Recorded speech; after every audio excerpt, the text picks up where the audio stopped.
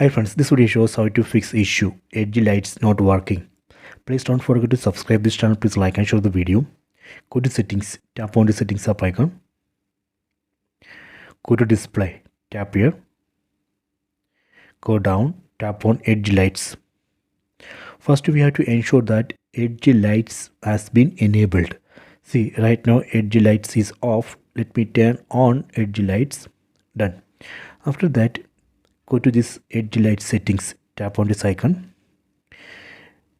So you can see right now I have disabled edge lights for incoming calls, alarms and notifications. So we have to enable this.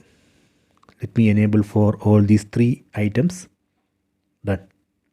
Then go down. Then ensure that this is off. If you turn on this and if you say turn off for scheduled period, if you schedule it for full day, then you won't see the edge light. Ensure that you have disabled this schedule.